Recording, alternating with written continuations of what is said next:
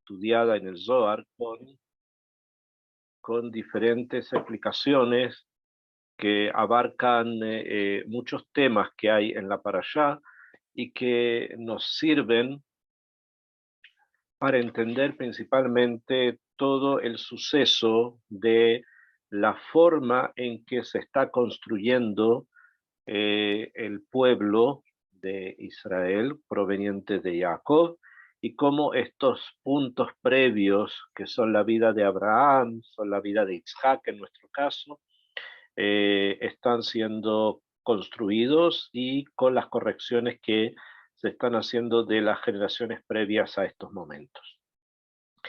Ok, ahora, en esta parashá sucede algo que es más profundo y un poco distinto de lo que veníamos estudiando hasta ahora. Hasta las parashot anteriores habíamos hablado de tikkunim, habíamos hablado de correcciones, según como el Zohar entiende la estructura de la Torá, sobre cosas que habían ocurrido antes, especialmente en el Het de Adán y de Javá, como ya habíamos estudiado varias veces. Y se venían mostrando las diferentes formas en que eso se corrige, en que se va corrigiendo. Ahora bien, en nuestra parashá, a diferencia tal vez de aquellas, nuestra parashá se va a enfocar, se va a focalizar no solo en algo que tiene que ver con lo que ya pasó, o sea, con el Het, lo que ya ocurrió en el Gan Eden, sino, y no solo con lo que está pasando en ese momento, sino que nuestra parashá ya nos enfoca o nos transmite o nos lleva al futuro. O sea, esta parashá va a ser entendida y lo que vamos a estudiar como una forma ya de hablar sobre algo que va a ocurrir en el futuro. O sea, no solamente aquellas cosas que ocurrieron en el pasado, sino aquellas cosas que van a ocurrir en el futuro. Y cómo obviamente estas cosas que van a ocurrir en el futuro nos van a influenciar en nuestro presente, cualquiera que este sea, en cualquier época que se dé. Entonces, la parashá comienza y dice, Ve'ele Toledot Itzhak ben Abraham. Esta es la historia o la descendencia, puede traducirse la palabra Toledot de dos formas en hebreo, por historia y por descendencia, de Itzhak ben Abraham. Itzhak, el hijo de Abraham, y dice Abraham olid et Itzhak. Y Abraham engendró a Itzhak, ¿no? La historia ya conocida y las palabras que ya las hemos escuchado muchas veces. Sin embargo, acá hay algo un poco más complejo.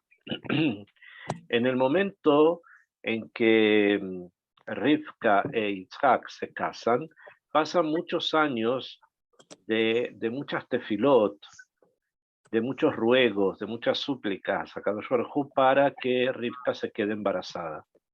¿Por qué? Porque no fue algo inmediato, pasó tiempo hasta que Rivka se quedó embarazada y esto entonces llevó a que ellos tuvieron que rezar mucho a Kadosh Baruj Hu, pedirle mucho a Hashem para que les concediera, les mandara un hijo. Y finalmente Rivka se queda embarazada, dice la Torá en el Pasuk, en el Perek, en el capítulo 24, desde el versículo 19 en adelante estoy leyendo, nos vamos a enfocar en esos versículos.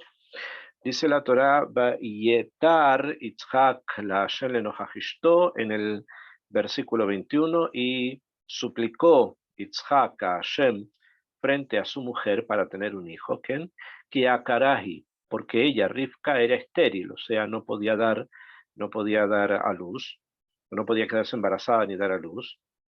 Vayeater lo Hashem, y Hashem se apiadó de ellos y les respondió sus tefilot, sus oraciones, y ella queda embarazada. Vatahar Rivka ishto, y quedó embarazada Rivka, su mujer.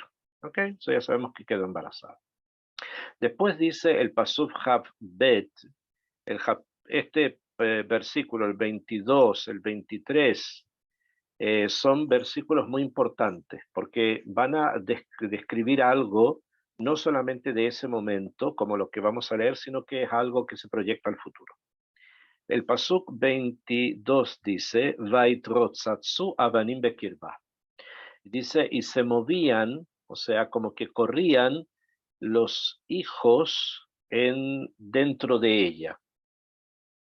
Ya la Torá está diciéndonos, al parecer, que hay más de uno. O sea, este es un embarazo que no es de uno, sino va a ser de más de uno. Todavía no sabemos cuánto. ¿Okay?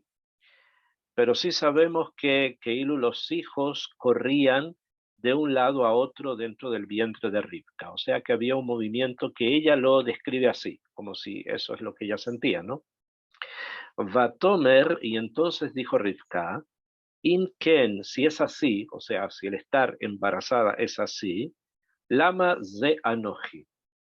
¿Por qué paso esto yo? ¿Por qué estoy pasando esto yo? Vatelech lidrosh et Hashem.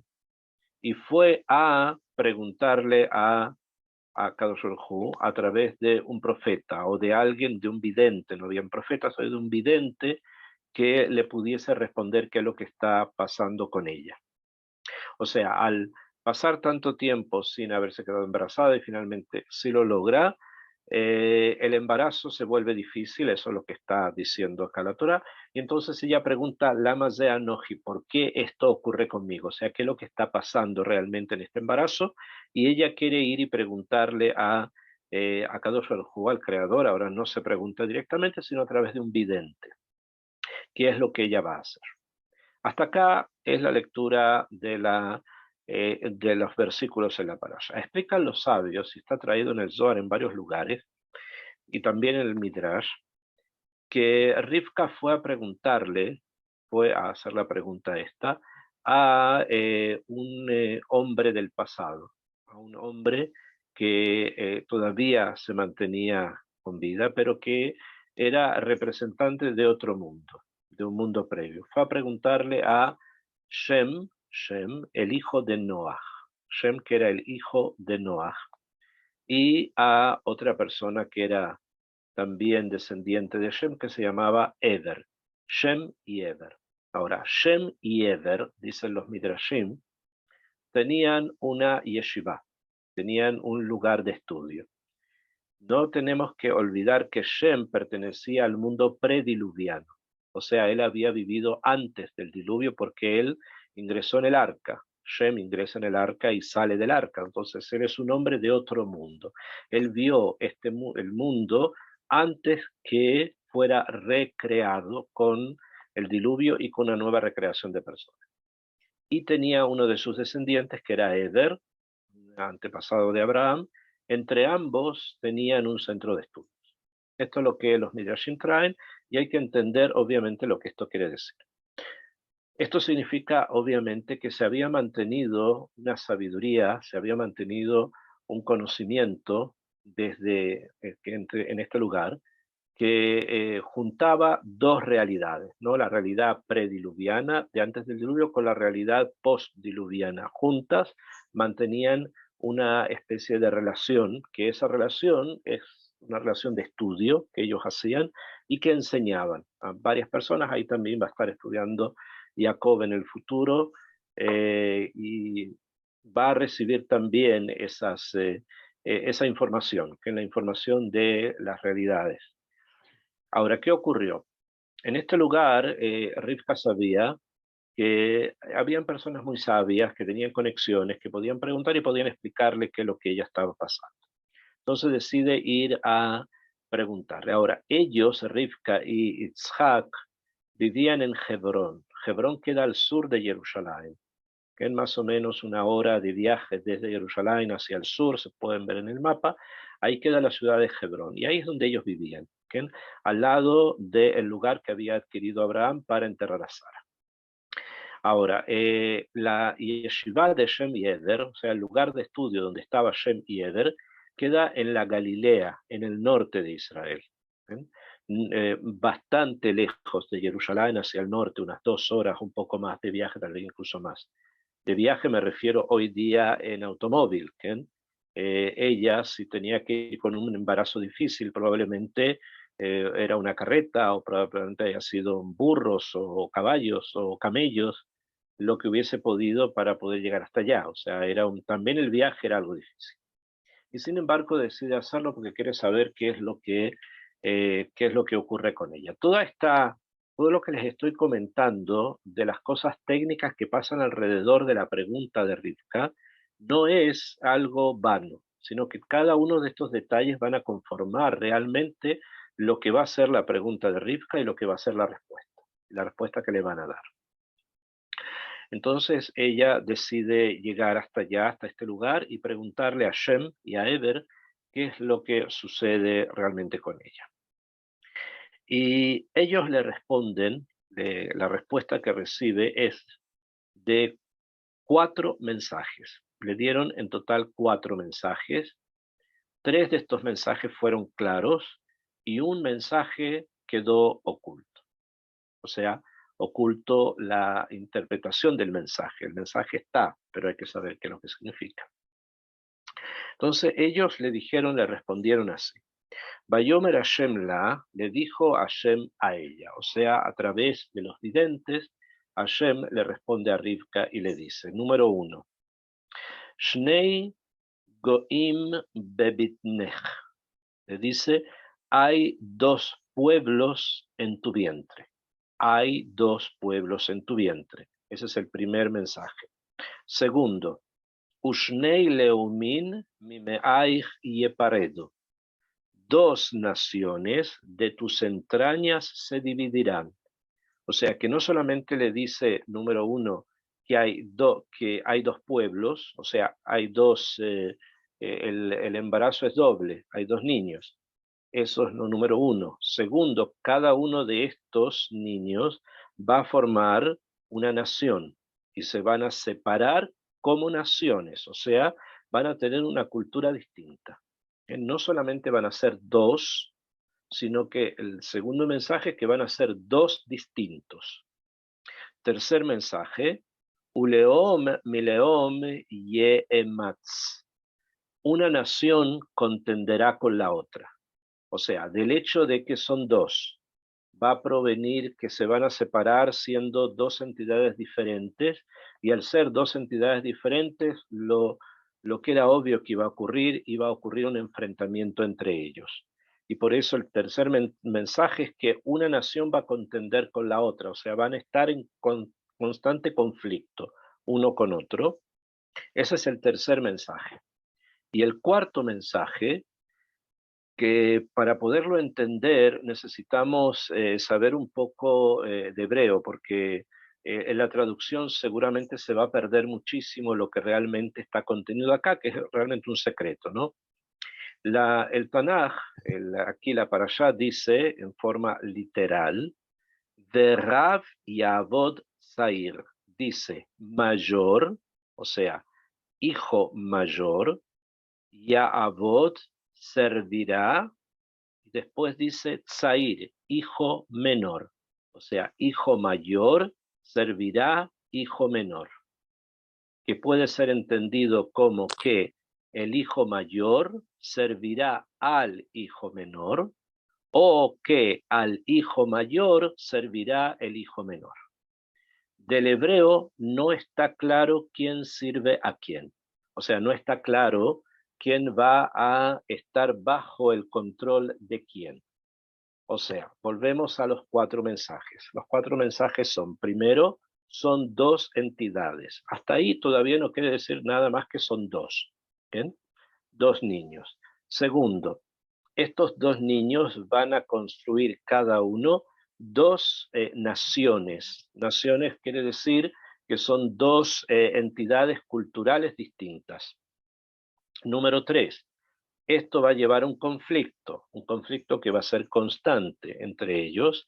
Y número 4, cuando se le quiso decir quién va a vencer en este conflicto, o sea, quién va a estar sobre el otro, ese cuarto mensaje no quedó claro. O sea, no está claro quién es el que sirve a quién. Estos son los 4 mensajes que ella recibió. Nosotros sabemos que Rivka, y lo vemos más adelante en la Torá, dio a luz a dos niños. El primero en nacer lo van a llamar Esav, que en hebreo significa hecho, construido, viene del verbo la asot, hacer, Esav, o sea que él nació prácticamente hecho. ¿Qué quiere decir esto? Que nació con mucho cabello, prácticamente con cabello de color pelirrojo, según como decían, como sabemos por el Midrash, y él nace primero. Y después nace su hermano, el segundo, al que le van a llamar Yaakov, que viene del hebreo Akev, que significa talón, porque Jacob nació agarrando, tomando con su mano el talón de Esav, o sea, nace primero Esav y después nace Jacob agarrando el talón de Esav. Esto es la historia como está descrita en el Tanaj, y debemos también entender qué es lo que la Torá nos quiere enseñar, por varios motivos. Si decimos que ambos eran físicamente distintos, porque Esav era pelirrojo y Jacob no, entonces tenemos que entender que nacieron de dos placentas distintas, ¿no? Si hubiese sido una sola, entonces hubiesen sido idénticos, pero estamos hablando de dos distintas. Entonces, si es así, nace primero uno normalmente, después nace el otro. ¿Cómo es posible que el segundo sacara la mano de la bolsa donde él estaba para agarrar el pie del primer hermano que nace? Es una pregunta, y por lo tanto lo que la Torah nos quiere enseñar acá es algo bastante más profundo que tenemos que tratar de entender. ¿Bien? Obviamente, para Shemit Baraj nada es imposible y la Torah está llena de milagros, pero ocurren porque quieren enseñar algo, no ocurren simplemente para quedarnos sorprendidos del milagro, sino que ocurre para enseñar alguna cosa, y eso es lo que tenemos que aprender. Ok, yo les había dicho al comienzo de la clase que el, el tema el que estamos estudiando, es un tema que se expande al futuro, ¿bien? Como los mensajes dados a Rivka. Son dos naciones, contenderán, lucharán una con la otra, no le dijeron quién va a vencer a quién. Son mensajes, como dije, para el futuro. O sea, que comienzan en ese momento, pero que van a seguir después.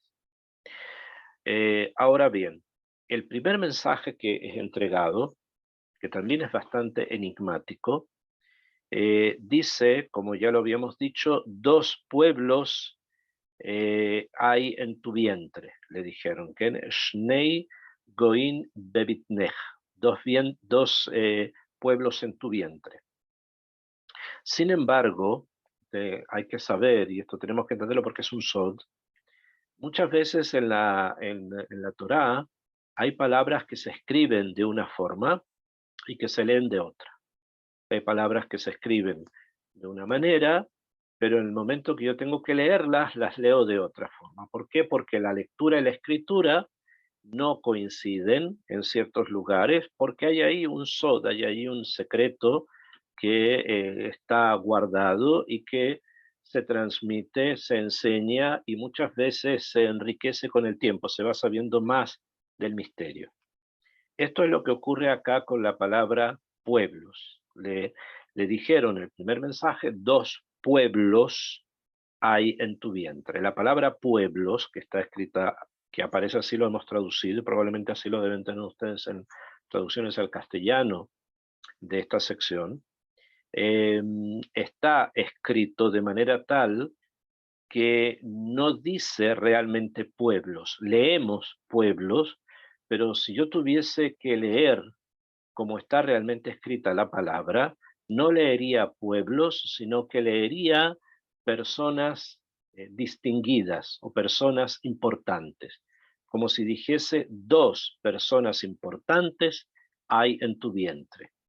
Eso es según cómo está escrita la palabra. ¿Okay? Ahora, en nuestra tradición, y eso es lo que se va a escuchar en la lectura de la Torá, se va a escuchar la palabra goim, pueblos, que en dos pueblos hay en tu vientre, a pesar de que no es esa la palabra que realmente está escrita, sino que está escrita la palabra dos personas importantes. Ok, quiero detenerme un poco en esto, porque esto, como dije, es es un sod, es un misterio, y debemos tratar de entender qué es lo que significa este misterio.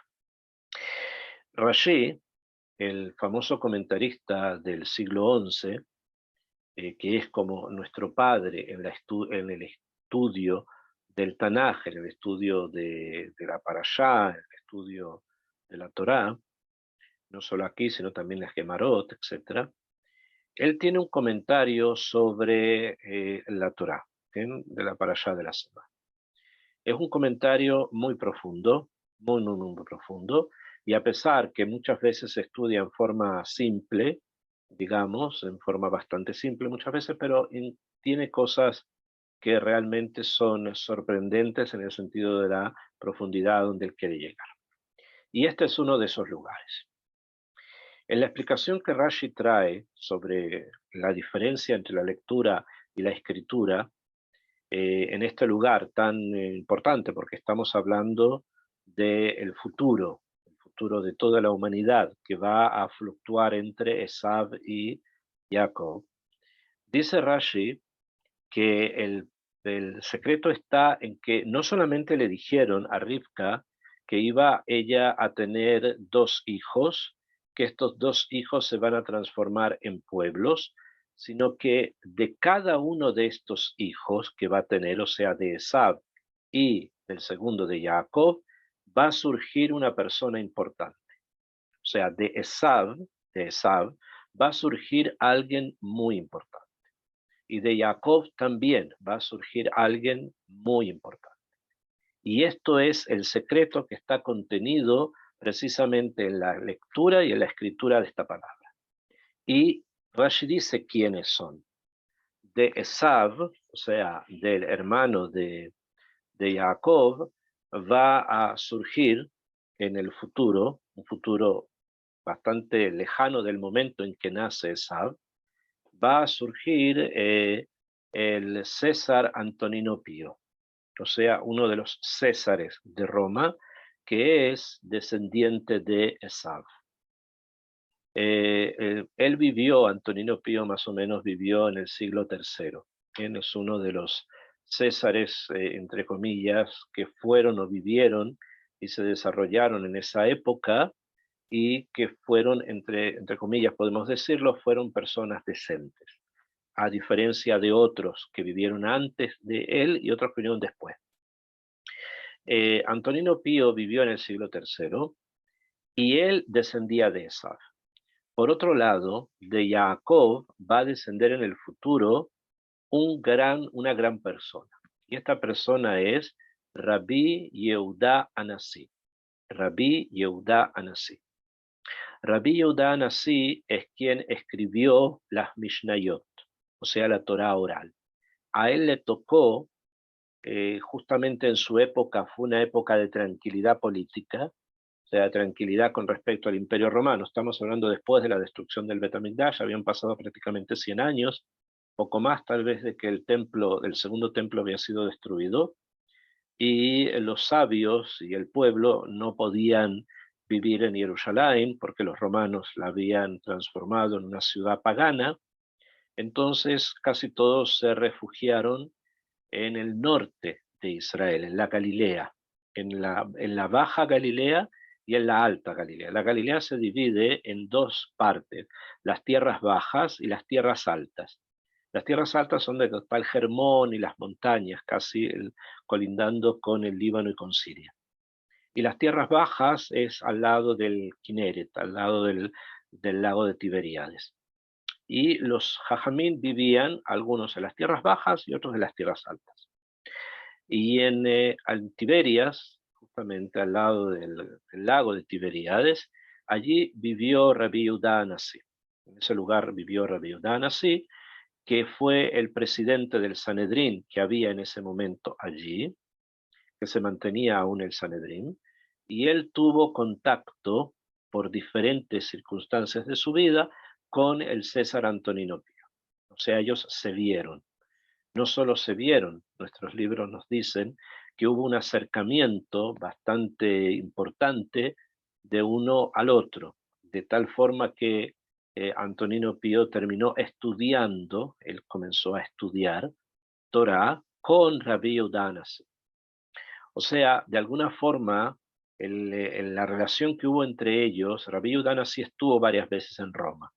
Como él era el presidente del Sanedrín, era como la persona más importante del pueblo judío de la época, no había reyes ya, entonces la persona importante era el presidente del Sanedrín, Rabbi Yehuda Hanasi, y él estuvo en Roma y cuando estuvo, las veces que estuvo, se encontró con el César Antonino y estudiaron Torah juntos, sin que nadie se enterara, por lo menos lo hicieron de una manera oculta para que las personas en Roma no impidieran que esto ocurriera. Vamos a ampliar un poco más este tema también. Esto es el primer mensaje que dije, en el que hay un secreto para el futuro. Ahora, es también importante conocer que Rabbi Yehuda Hanasi, él, era descendiente del rey David.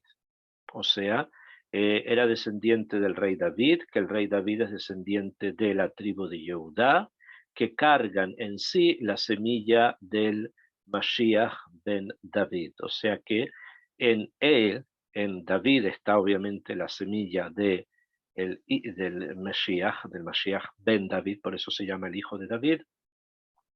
Y Rabbi Yehuda Hanasi también llevaba de ese hecho es que él llegó a ser presidente del Sanedrín, porque todos sabían que provenía de la estirpe real, en él estaba la sangre real. Y se junta precisamente o tiene este contacto con el César Antonino. Ahora, esto que acabamos de decir es, como dije, el primer mensaje dado a Rivka, que es para el futuro.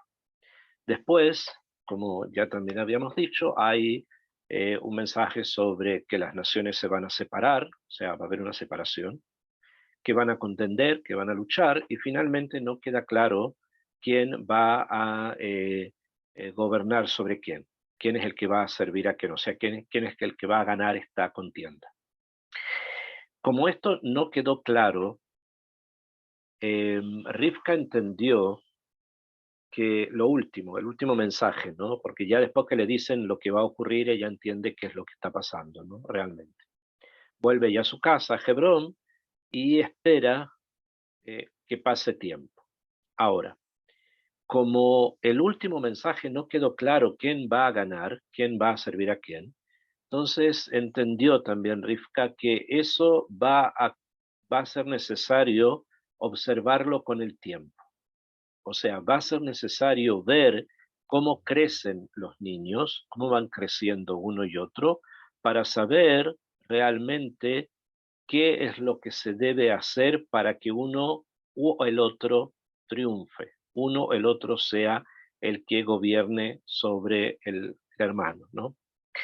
Y esto es lo que vamos a encontrar después, y este es el motivo por el que después nosotros vamos a ver que cuando Yitzhak decide bendecir a Esav, a su hijo mayor, y le pide que le traiga unos chivos para que se los hagan y que los pueda comer, etc., y quiere darle unas bendiciones, entonces Rivka escucha esto y decide que en ese momento, en el momento de la bendición de Yitzhak, es el momento de leajría, o sea, de decidir cómo vamos a leer esta información, cómo vamos a leer esta parte del paso.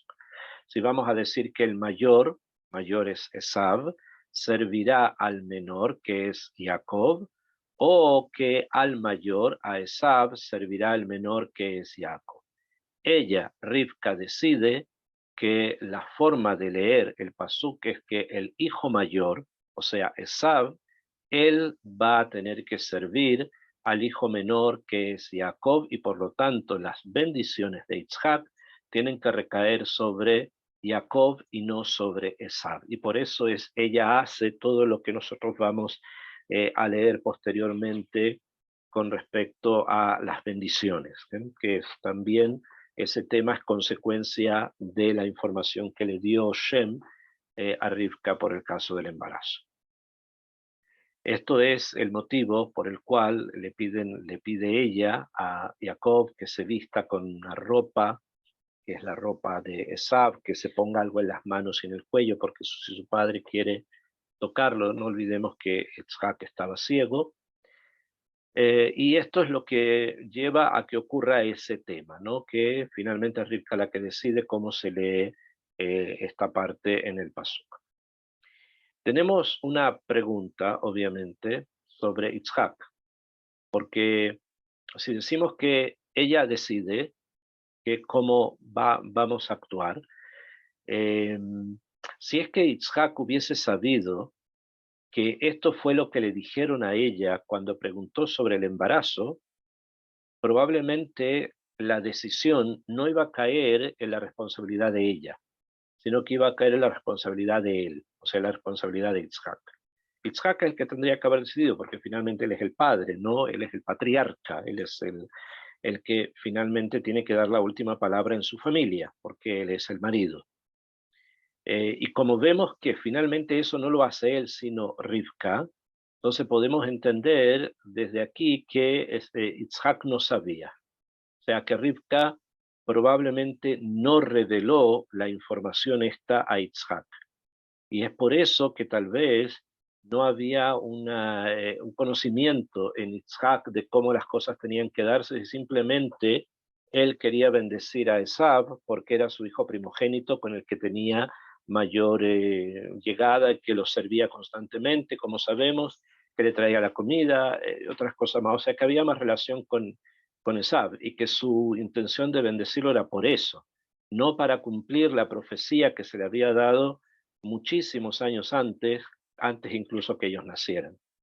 Entonces, tenemos que entender así para poder entender cómo Rivka hace lo que hace, porque si la decisión ya hubiese sido tomada por Yitzhak, entendemos que Rivka no hubiese hecho algo en contra de la decisión de su marido. Es algo muy simple, ¿no? Ella no se hubiese opuesto a lo que el marido hubiese decidido si es que lo hubiera decidido. Como no hay una decisión previa de Yitzhak de leer la información de una forma específica, entonces Rivka decide que ella sí lo va a hacer y eso es lo que ocurre. Y esta es la base de lo que conocemos como el tema de las brajot, de las bendiciones. Aksha, nosotros habíamos hablado que el tema este de Esav y de Jacob es algo que se va a desenvolver hacia el futuro, hasta tal punto que encontramos en un momento la unión de César Antonino Pío con Rabbi Yehuda Anasí. Rabbi Yehuda Anasí lleva en sí la sangre real y el César Antonino Pío es quien va a representar a Esav en esa relación. Ok, nosotros también conocemos o sabemos, que lo vamos a leer también, que cuando Jacob fallece, Jacob, sabemos por tradición, fallece el 15 de Tishre, fallece el primer día de Sukkot, y lo entierran 70 días después, en Hebrón. 70 días después recae precisamente el día 25 de Kislev, que es el primer día de Hanukkah. Esta semana vamos a comenzar el mes de Kislev y en 25 días después de Rosh Hodesh, del primer día, entonces comienza la fiesta de Hanukkah, que es el 25 de Kislev. Fue ese día, el 25 de Kislev, el primer día de Hanukkah, que fue enterrado Jacob en la Marata Machpelah. Y en ese momento aparece Esav reclamando su lugar en la tumba familiar, donde, según él, no es propio enterrar a Jacob, porque Jacob ya había enterrado a Lea, y le corresponde a él, a Esav, ser enterrado allí. Llega, se produce una discusión bastante difícil, y aquí hay varios midrashim, el midrash que probablemente deben haber escuchado, la historia que deben haber escuchado, es que un nieto de Jacob llamado Husham, que era sordo, no entendió lo que estaba pasando y lo único que percibió es que había ahí una persona que no dejaba enterrar a su abuelo. Entonces, ¿qué hace? Toma un palo y le golpea la cabeza, extrayéndole la cabeza del cuerpo, o sea, se le cortó la cabeza con ese golpe, y la cabeza era la cabeza de Esab, que cae sobre los pies de Jacob. Y en ese momento entonces se termina la discusión y entierran a Jacob en la Marata Majpelá, la gruta de la dobladura y en Hebrón, y a la cabeza de Esab también la entierran en ese mismo lugar, en un lugar aparte, pero en ese mismo lugar en la Marata Majpelá, donde está hasta el día de hoy, como comentamos en la clase pasada. Y en ese momento, bueno, los dos hermanos vuelven a ingresar al vientre, esta vez al vientre de la tierra, pero Jacob ingresa por completo dentro de la matrix, o sea, dentro de la matriz del mundo, vuelve a ingresar, que en el caso humano era Rivka. En cambio, Esab, su cuerpo es separado en dos. Su cabeza ingresa en esa matriz, que es Hebrón, mientras que su cuerpo es llevado por sus descendientes hasta el monte Seir. O sea, el monte Seir es donde está hoy día Petra, en Jordania. En ese lugar, y en ese lugar va a ser enterrado Esab en alguna de esas partes, pero su cuerpo y no su cabeza. O sea, vemos que el retorno de los hermanos nuevamente al punto central, como habla el Zohar, ¿no? Que vuelven nuevamente a la tierra, a la madre, a la Adamá, es distinta. O sea, vemos de aquí también que una persona junto con otra pueden surgir de un mismo lugar, de una misma raíz, y en algún momento van a volver, pero no siempre vuelven de la misma forma. Eso va a depender de la vida que cada uno tenga. Todos nosotros nacimos, todos hemos nacido humanamente y todos en algún momento vamos a descansar en la tierra. La forma en que lleguemos a esa tierra va a depender de nosotros. O sea, va a depender de la forma en que nos comportemos, de la forma en que nosotros vivamos para retornar espiritualmente, estoy hablando, es una metáfora. En el caso de Jacob fue algo de Esab fue algo físico, pero que hay que estudiarlo a nivel metafórico, ¿no? Entonces Esab mismo, en ese momento retorna a la matriz, a la tierra, retorna en forma dividida. En cambio, Jacob en forma unitaria. ¿Por qué hago hincapié en esto? Porque de aquí se va a formar para el futuro una forma de ver y una forma de vivir. De Jacob va a surgir Am Israel, las 12 tribus, como todos nosotros conocemos, y va a surgir también una forma de relacionarse con Akadosh Baruj Hu que es unitaria. ¿Najón? Hashem Elokeinu, Hashem Echad. O sea, la unidad de Akadosh Baruj Hu, su unicidad se va a ver reflejada en un pueblo. De la misma manera que Akadosh Baruj Hu es único, también este pueblo se va a caracterizar por una unidad interna, que no siempre se manifiesta externamente. Ha habido muchas discusiones dentro de Am Israel, algunas extremadamente graves, que llevaron incluso a la destrucción del segundo templo. Pero el proyecto, la proyección es precisamente en torno a una unidad. En cambio, las naciones del mundo están disgregadas, o sea, son naciones donde individuos son los que retornan, individuos son los que se adhieren, se juntan con una idea más grande, una idea mayor, una espiritualidad mayor. En cambio, en Israel tiene que ser todo el pueblo. Mientras no sea todo el pueblo el que se reúne para una espiritualidad mayor, entonces estamos en un proceso que todavía no se llama Geulah.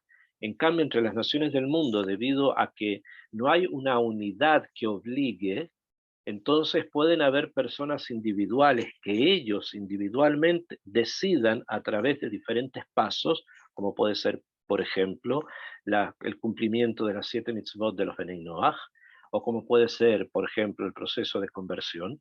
Ellos retornan. No es necesario que retorne todo el pueblo para que ellos retornen, son a nivel individual. Del hecho que, como dijimos, Esav termina separado dentro del vientre de la tierra. Cuando vuelve al vientre de la tierra termina separado. Entonces son individuos que pueden volver y eso tiene una gran ventaja también del hecho de que no es necesario esperar que una nación entera retorne para que una persona individual pueda retornar. En cambio, dentro de Am Israel, si bien son individuos que empiezan a hacer chubá y pueden volver y nuevamente construir una vida religiosa, mientras esto no sea unitario y de todo el pueblo judío, estamos ante un proceso que todavía no podemos denominar Geulah.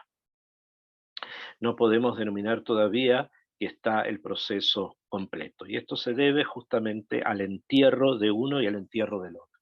Akshab, no olvidarse que esto ocurre precisamente el primer día de Hanukkah. O sea, el primer día de Hanukkah, el día de la primera vela, es donde se fija realmente la luz que el mundo va a recibir. Y esa luz que el mundo va a recibir a nivel de naciones del mundo es individual. Personas individuales van retornando, van captando la luz, van transformándose ellos en un cli, en un receptáculo para recibir esa luz y retornar. Y dentro de Israel tiene que esa luz recaer sobre el pueblo entero. Como existe mucha inclinación a las cosas no buenas, entonces muchas veces dentro de Israel, como dije, hay muchas discusiones que retardan el proceso de Geulah precisamente porque las personas no logran unirse en esa luz, en la luz de la primera vela de Hanukkah. Entonces es algo que hay que pensar.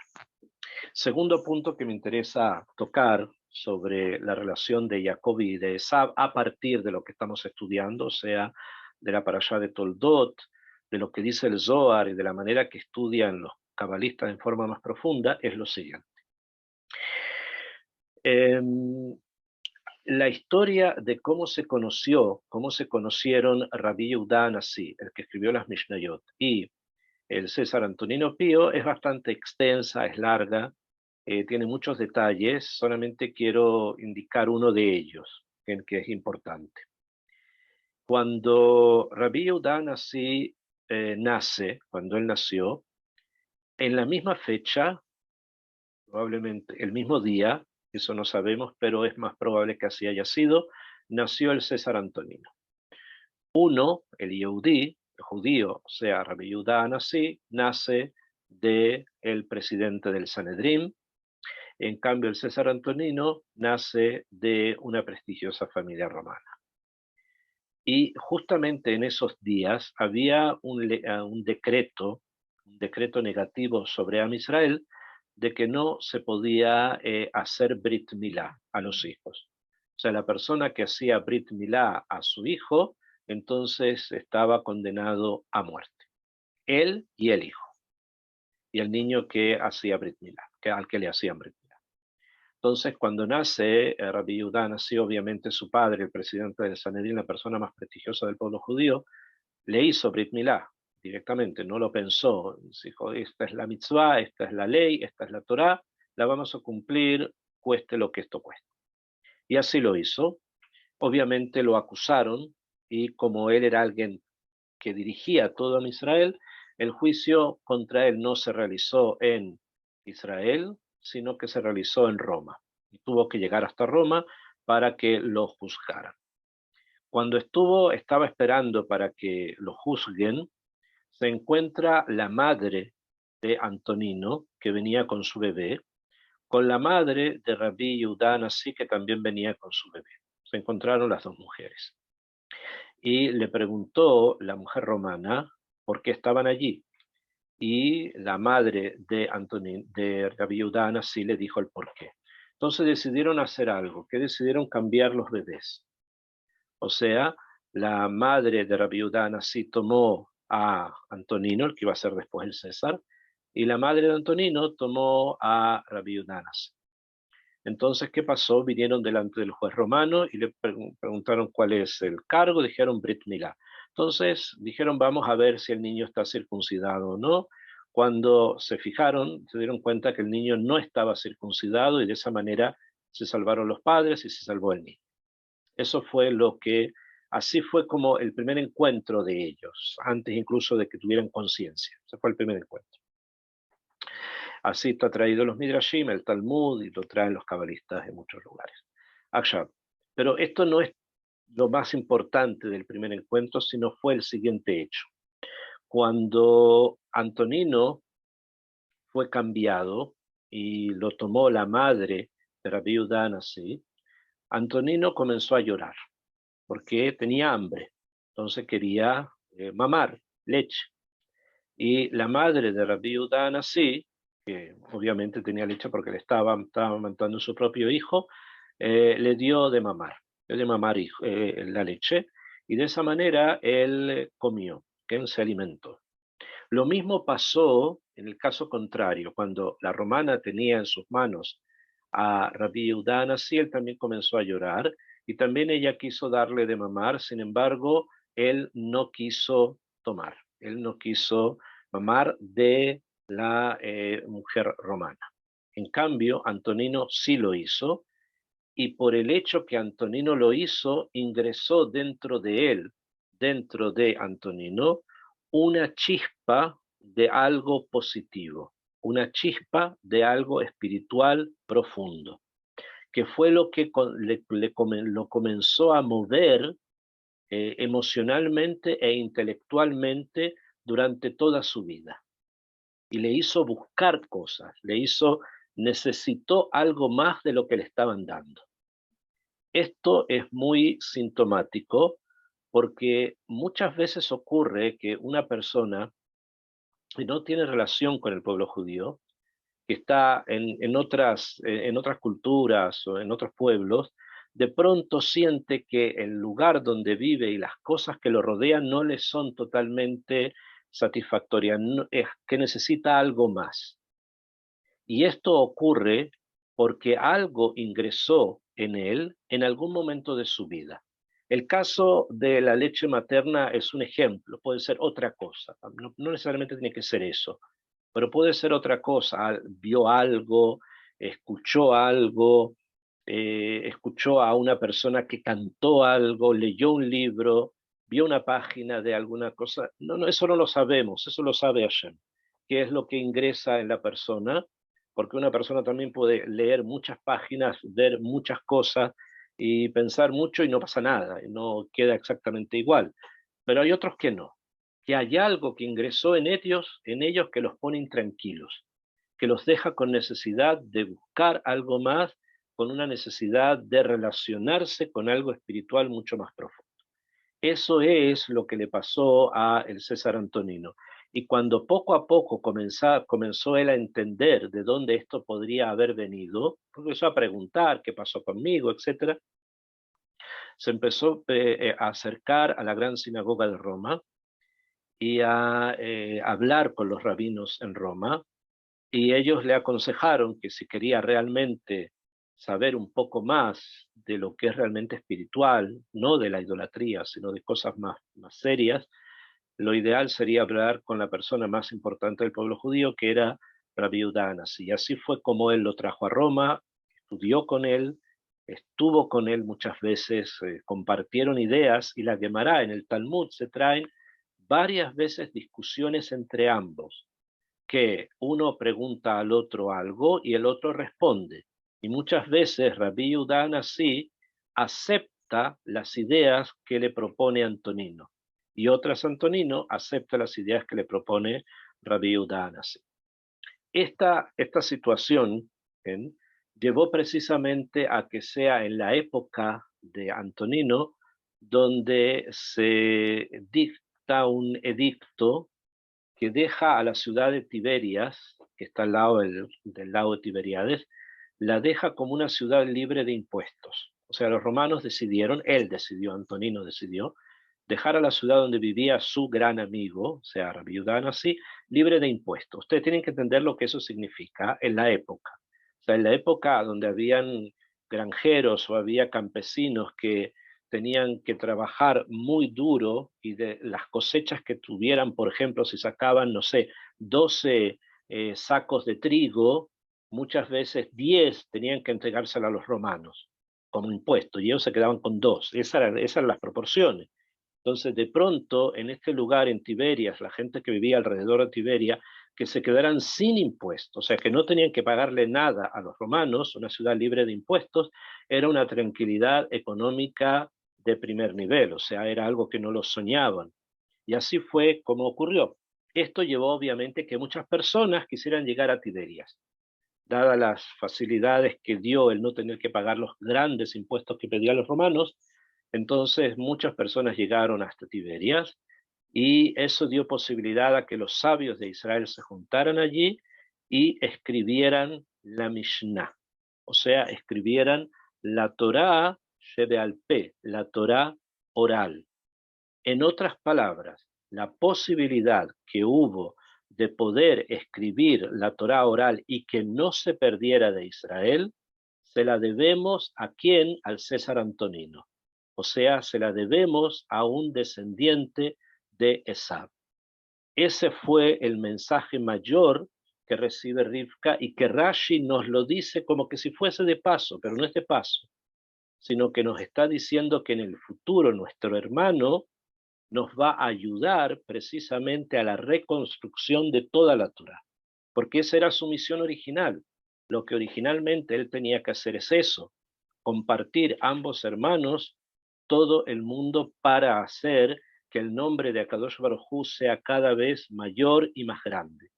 Y por lo tanto, esto que Antonino hizo a nivel técnico, que eso es lo que SAB hace, cosas técnicas, no es el mundo de la acción, de la producción, eso que él hizo permite el desarrollo del espíritu. Entonces, Bezrat Hashem, tenemos que siempre estar en este kibún. Siempre hay que tratar de compartir la Torá, porque muchas veces las cosas técnicas que se hacen son precisamente aquellas que llevan a que el mundo del espíritu avance, se transforme y se construya. Y no solamente eso que acabamos de decir de la Torá oral, que es la Mishnah, que se pudo escribir precisamente por estas facilidades, no es solo eso, sino que además tienen que saber que en Tiberias fue donde se sistematizó las reglas del idioma hebreo. Fue allí donde se decidió cuál va a ser la puntuación que van a tener las palabras en hebreo. Para aquellos que han tenido algún contacto con el lashon, con nuestro idioma, deben saber que las letras tienen puntitos que van abajo, que van en la mitad o que van arriba. Bueno, esos puntitos se llaman la puntuación tiberiana, o sea, la puntuación de los sabios de Tiberias. Y si Besrat Hashem alguna vez vienen a Israel y pasean por alrededor del lago de Tiberíades, donde está la ciudad de Tiberia, van a ver que la municipalidad, en honor de esto, ha puesto las palabras y los puntos del hebreo en diferentes lugares del paseo para que sepamos que fue allí donde este trabajo se sistematizó. O sea, ustedes se dan cuenta que la ayuda que proporcionó el romano, el César, fue fundamental para la construcción, para la implementación de la vida del Espíritu de Israel. Y esto es precisamente otro punto que hay que entenderlo, porque esto es precisamente el punto central de la profecía que se le dijo a Rivka cuando ella sintió y dijo, lama se anoji, caja lama se anoji, si es así, ¿por qué tengo yo que pasar por esto? ¿Por qué lo tenía que hacer? Porque había en ese embarazo algo especial, que ese algo especial es lo siguiente, y no vamos a tener demasiado tiempo para ampliarlo en forma completa, pero lo voy a hacer en otras entregas para que lo entendamos a nivel profundo como el Zohar nos lo enseña, que muchas veces nosotros solemos contemplar o vemos o percibimos a personas que no necesariamente son las más espirituales, o a niños que son extremadamente desordenados, niños que son extremadamente traviesos, o incluso más que traviesos, y que los profesores no saben qué hacer con ellos, los sacan de las salas, los castigan. Hoy día no hay castigos prácticamente, ¿no? Pero como que no hay una forma clara de poderlos educar. Bueno, hay que saber que precisamente es allí donde se encuentra la mayor grandeza. Es allí donde precisamente hay que poner todos los esfuerzos para que ese diamante en bruto pueda brillar. Porque si no, lo perdemos. Y si lo perdemos, es complejo. Esav, a Esav y Isaac trató de no perderlo, lo mantuvo siempre cerca de él. Rivka también, obviamente, aunque ella sabía exactamente que faltaba mucho tiempo para que Esav retornara, para que Esav fuera parte de un proceso espiritual importante. Sin embargo, nunca lo abandonaron. Y Esav vivió con sus padres, se casó, vivió cerca de ellos, para bien o para mal, pero ellos siempre trataron de que estuviese cerca. Nunca hubo un alejamiento, nunca hubo algo que indicara que lo querían, que se querían deshacer de él. Eso no pasó nunca. El que salió fue Jacob, él fue el que se fue, porque tenía también un proyecto de vida, algo que tenía que hacer y obviamente tenía que realizarlo. Pero en líneas generales este es el mensaje. La existencia de Esav es necesaria, ha sido necesaria y ha sido muy dolorosa, porque nos hemos tenido que encontrar con un hermano que lamentablemente no se comportó como hermano y nos persiguió, destruyó nuestro segundo templo, creó la Inquisición, estuvo en el Holocausto, lo practicó, lo hizo. Y eso es doloroso cuando viene precisamente del mismo vientre. Pero Besrat Hashem vamos a retornar y también Él va a retornar y todos juntos vamos a poder construir esa gran casa que es el mundo que Akadosh Baruj Hu creó para todos y con todos. Besrat Hashem, que así sea, y ese debe ser el mensaje que debemos extraer precisamente de esta parashá y de las que vienen también, que vamos a hablar también de otras cosas más que tienen que ver con la inclusión, con la verdadera inclusión. ¿Okay? Entonces, si tienen algunas preguntas, voy a dejarles algunos minutos para que pregunten. Estimados a todos, cada pregunta hay una opción para poder levantar la mano. ¿Ya? Levanta la mano quien quiera hacer una pregunta rápida. Andrés, procede. Está muteado tu Rab, yo micrófono. tengo una pregunta. Ahora sí. Sí, ok. Shalom Rab. Hay dos personas al mismo tiempo, ok. Uno al mismo tiempo, ok. Beseder, Ken. Sí, ladies first. Ken, ¿quién quería preguntar? Se fue, bueno, con YouTube. Rab. Sí. Ahora sí. Ya. Quería saber qué simboliza el cabello rojo con el que nace Esab. Los pelos rojos, Ken. Son personas conectadas a niveles profundos, estamos hablando, no están conectados con el planeta Marte. En hebreo, el planeta Marte se llama Ma'adim, que viene de la palabra Adom, que significa rojo. ¿Bien? Entonces, el cabello pelirrojo indica una persona conectada con ese planeta, entre comillas, con las energías que el planeta simboliza, ¿no? Es un símbolo. El símbolo es de una persona que para poderse manifestar necesita muchas veces manifestarse con mucha fuerza. O sea, necesita hacer las cosas con fuerza, que pueden llevar incluso a, si es una persona que no está corregida y que es una persona mala, puede llevarlo incluso a derramar sangre o este tipo de cosas. Pero si es una persona que logró corregir esas cualidades, entonces es una excelente persona que tiene capacidad de dirección, de liderazgo, una persona que puede tener la capacidad de ser rey. No olvidar que David Amelech también era pelirrojo. según como traen los libros, o sea, pero estaba corregido. Si se logra corregir, está muy bien, porque no todos pueden mandar, no todos tienen esa capacidad, y estas personas sí la tienen. Muchas gracias, Rab.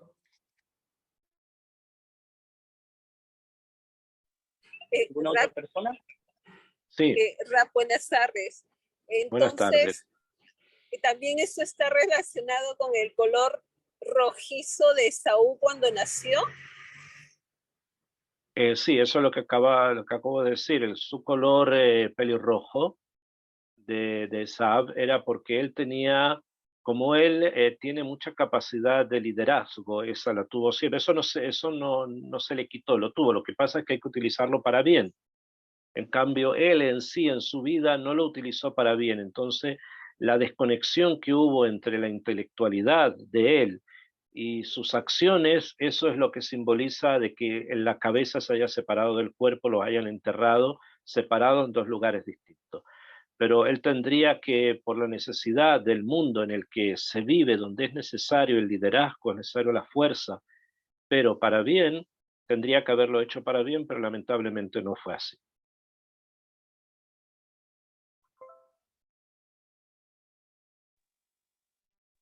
¿Ken, me escuchaste? Sí, Rab, gracias. Gracias por la respuesta. Ok.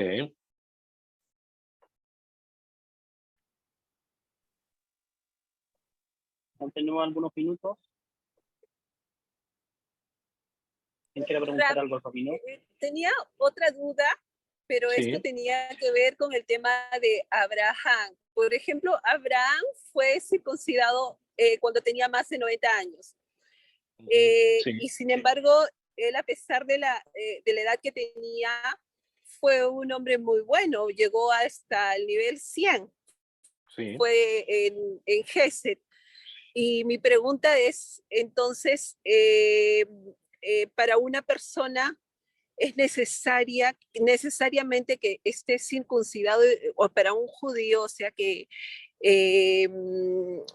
esté elevado, en un nivel elevado, necesariamente tiene que ser circuncidado y también tiene que ser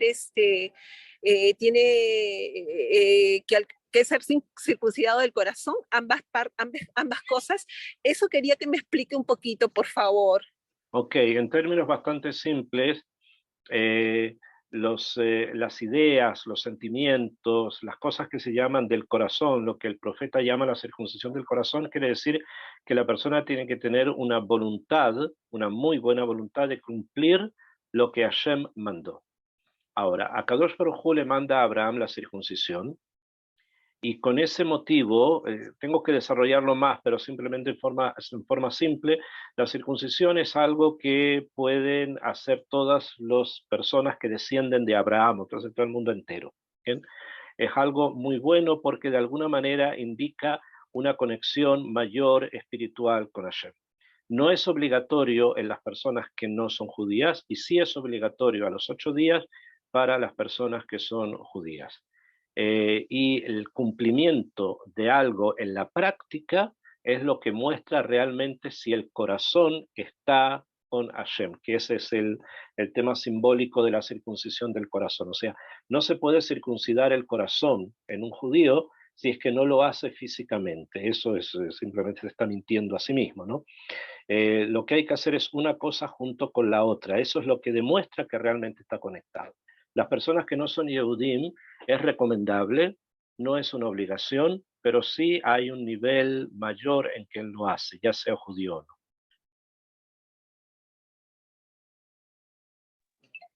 Gracias, Rab. Ok. Andrés. Rab, también tengo Sí. otra pregunta relacionada con los días que fue enterrado posteriormente Jacob, después de su muerte. ¿Qué simbolizan esta cantidad de días en específico? ¿Por qué 70? Se pregunta, ¿por qué 70 días después? Que, bueno, primero sí está escrito, en la Torah dice 70 días después. Cada uno de esos 70 días indica una de las medidas que se llaman sefirot, o sea, de las sefirot, que van aumentando de la sefirot de abajo, que son 7, sin contar las 3 de arriba, que son las del cerebro, sino las que se refieren a las midot.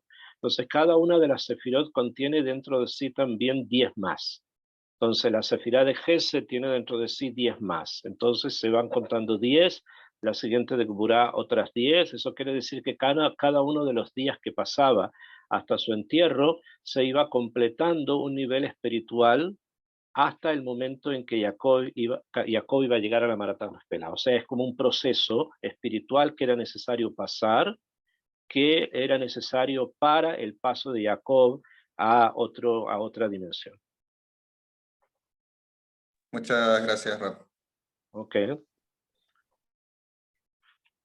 Todo Shmuel, si es que no hay otras preguntas, entonces lo dejamos por hoy hasta acá. Besrat Hashem, nos veríamos en la próxima semana. Blinedr Besrat Hashem.